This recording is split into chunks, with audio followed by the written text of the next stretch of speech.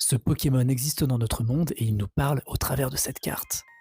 Dans des steppes reculées, à la frontière des régions de Sinnoh et de Johto, se dressent alors les ruines Sinjo. Une ambiance mystique s'y dérobe et leur architecture semble rappeler les ruines d'Alpha malgré la distance qui les sépare. Serait-ce le dernier refuge de cette antique tribu vivant auparavant en harmonie avec les Arbis? On ne sait pas. Mais en apportant avec nous un Arceus, l'un des avatars du dieu de la création dans l'univers de Pokémon, on se retrouve face à un événement des plus étranges.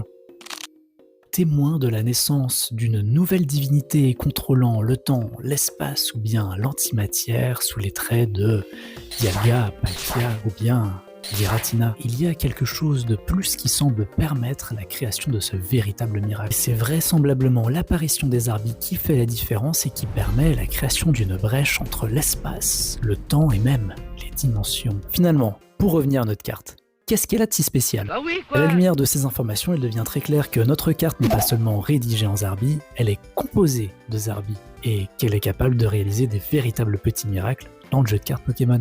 Forcé à mélanger son deck, observer ses cartes récompenses normalement toujours face cachée, voire même aller jeter un coup d'œil dans la main de l'adversaire. Ces effets sont nombreux, mais semblent tous liés à vouloir outrepasser les règles fondamentales du jeu de cartes Pokémon. Si la carte ne semble pas holographique au premier coup d'œil, on a en fait en face de nous la toute première carte Pokémon à effet texturé Full Art. Et je me suis vraiment rendu compte de ça en faisant cette vidéo. On comprend alors que cette carte a été extrêmement réfléchie et le fait d'en faire la toute première carte texturée en Full Art n'est vraiment pas anodin. Dans cet effet texturé, on y retrouve un effet minéral entre la pierre et le marbre, mais surtout un relief sous chaque symbole Zarbi, comme s'ils étaient prêts à se décoller et à sortir de la carte. Pour la première fois, une carte dresseur ne semble pas répondre à un système de jeu, mais bien à s'exprimer elle-même.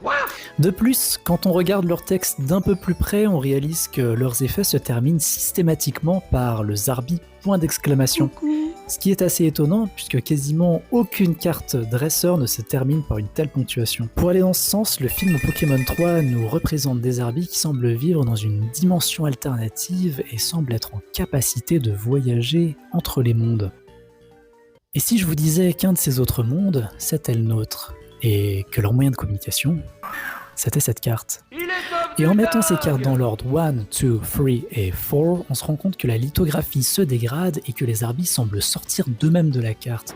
Et si les Arbis n'étaient pas en train de répondre à une règle de jeu, mais étaient bien en train d'essayer de discuter avec toi, le joueur. Bon, bien sûr, si tout ça n'est qu'une histoire, on a là, je pense, une piste nous expliquant la création de cette série de cartes si mystérieuse et étrange. Bon, et finalement, techniquement, ces cartes, c'est la seule manière d'avoir un vrai Pokémon chez soi, non ?